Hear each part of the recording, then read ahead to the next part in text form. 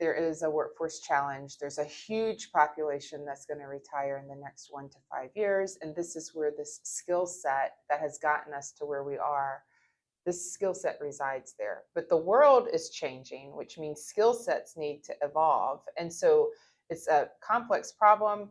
At times we look to harness the skill set. I call it technology transfer out of the demographic that's going to retire. But the biggest challenge there is trying to say it's not a one-to-one knowledge transfer.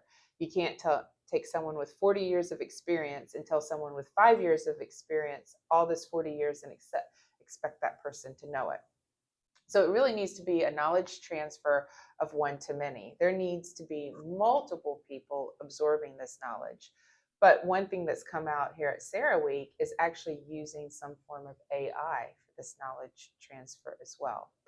And one thing that ABB is doing, and one of the passions I have, is we focus on this end of people moving towards retirement, and we focus on the beginning, people who are getting out of college and out of universities, and somehow we miss this middle of people with 15 or 20 years of experience that actually have the experience and a solid knowledge base to absorb the knowledge that might be retiring out. How do you attract that middle? Is it a salary challenge? Is it a benefits challenge? Is it a skill set challenge? I think it actually starts with skill sets. So I just came off of the panel discussion on female leadership in clean tech. And one of the discussion points that was it took us 100 years, a century, to get to where we are. And a lot of companies have 2030 or 2050 goals. 2050 is only 25 years from now. So what took 100 years to get, we have to go super fast. And in order to do that, there are skill sets that need to be developed based on knowledge that exists. And that's kind of this gap where I think that there's a lot that we can harness. And so I think that also people's mindsets are changing to learn new skills. So I'm not talking about a simple replacement of skills. I'm talking about addition of skills in order to advance clean tech and advance decarbonization.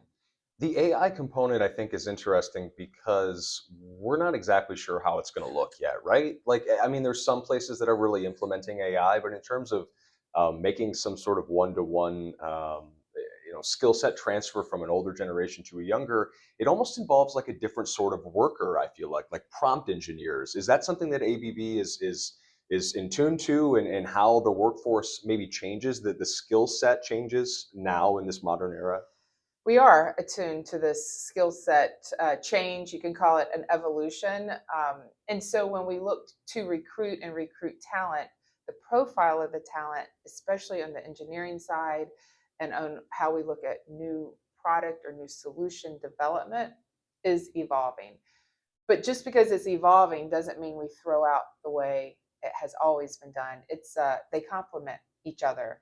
And so I think that the development and the use of AI, there's still so much to be learned. Here at CERAWeek, people are talking as if it's developed already. I think we're just at the cusp of that. So at ABB, we're investing now to take this whole journey